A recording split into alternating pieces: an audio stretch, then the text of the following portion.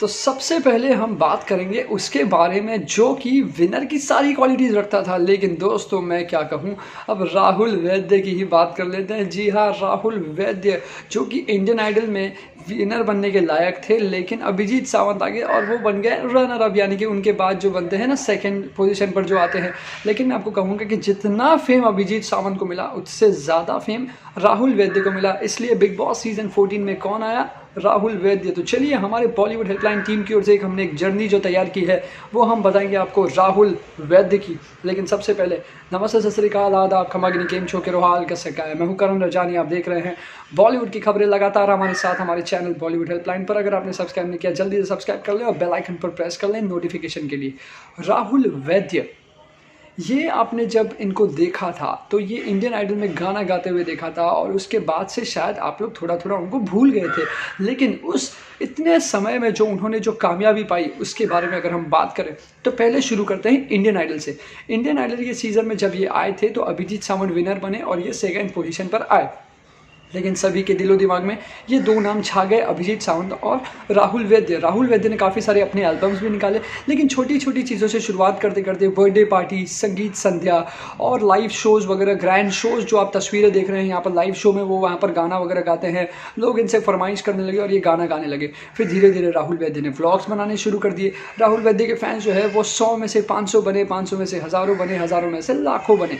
लेकिन लाखों में से करोड़ों तब बने जब वो घुसे बिग बॉस के घर के अंदर। जी हाँ, बिग बॉस सीजन 14 ने राहुल वैद्य को जब इनविटेशन दिया तो एक महाराष्ट्र लड़का जो कि अपने करियर को बहुत ऊपरी स्थान पर लेके जाने वाला था, वो अचानक में ये जो कोरोना का जो पैंडेमिक आ गया था उसकी वजह से वो कुछ नहीं कर पाया।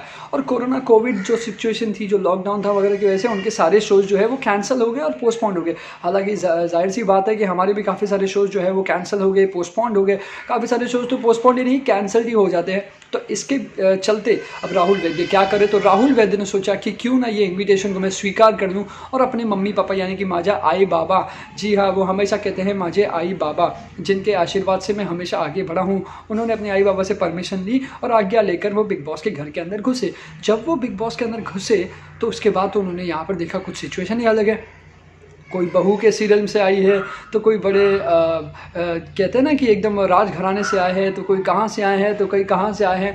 उसके बाद उन्होंने सोचना शुरू किया कि क्यों ना उनके पास जो टैलेंट है वो दिखाए। तो उन्होंने गाने की और मिमिक्री की टैलेंट दिखाकर अपनी तरफ लोगों को किया। लेकिन इसी बीच उनका बहुत बड़ा झगड़ा हो गया जैस्मिन भसीन के साथ में, जहाँ पर वो पानी वगैरह सब जो आपने देखा होगा। उसके बाद रुबीना दिलैक भी जो है वो राहुल वैद्य के खिलाफ हो गई। अब जैस्मिन भसीन और रुबीना दिलैक दोनों मिलकर जो है राहुल वैद्य को जो है उनकी काटना चाहती थी।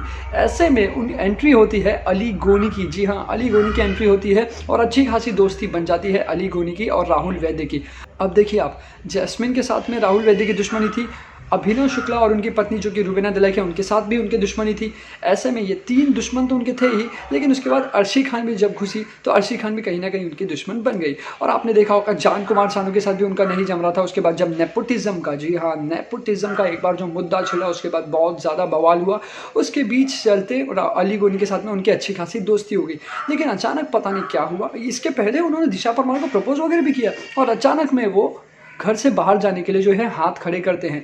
अब इसके बाद जब वो बाहर आए थे तो उन्होंने कहा था कि मुझे जानबूझकर निकाला गया है, ये वो सब जो चीज़ें थी। लेकिन दोस्तों कहीं ना कहीं उनके नाम पर जो है उनके टाइटल में भगोड़ा जो है वो नाम शामिल हो गया। हालांकि वो कहते हैं कि मैंने ये पहले से ही बिग बॉस के जो सीज़न 14 के जो मेकर्स है उनसे परमिशन ले चुका था और कह चुका था कि मैं घर से बाहर जाने वाला हूँ। लेकिन वो चीज़ कैमरा में नहीं दिखाकर वो चीज़ दिखाई जहाँ पर सलमान भाईजान वीकेंड के बाद में आए और उसके बाद उन्होंने मुझे घर से बाहर जाने के लिए कहा। ऐसे में मैं लोगों के सामने भगोड़ा भी साबित हो गया, ऐसे में लोगों के सामने मैं हारा हुआ व्यक्ति भी साबित हो गया और एक हारा हुआ कंटेस्टेंट साबित हो गया, जहाँ पर जो कोई एक विल पावर जिनके पास नहीं है।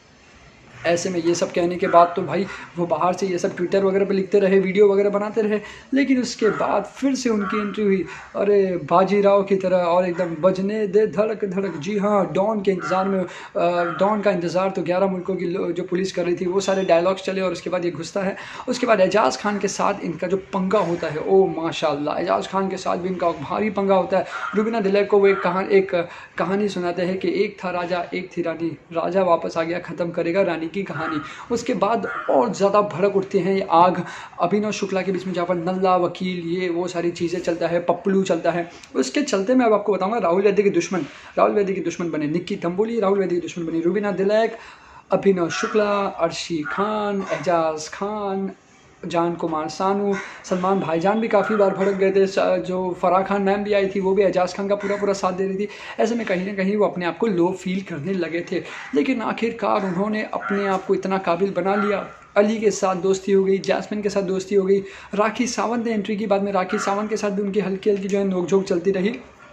अब आखिर के हफ्तों में आपने देखा होगा कि उन्होंने तो खाना बनाना शुरू कर दिया, रुबीना दिलैक के साथ में योगा करना शुरू कर दिया, डांस के स्टेप सीखने शुरू कर दिए और सभी के साथ एक दोस्ती बनाते हुए टॉप 5 में पहुंचे राहुल वैद्य। आप क्या सोचते हैं उनकी काबिलियत के बारे में ज़रूर बताएं। और आप उनका व्लॉग फॉलो करते हैं, आप उनके गानों को फॉलो करते हैं, आप उनको कोई गाने को आप पसंद करते हैं, दिशा परमार के साथ में जो उनका गाना है तेरी याद उसको पसंद करते हैं, तो कमेंट सेक्शन में लिखकर ज़रूर बताएं। मैं हूँ anchor Karan Rajani from Bollywood helpline. Take care and good bye.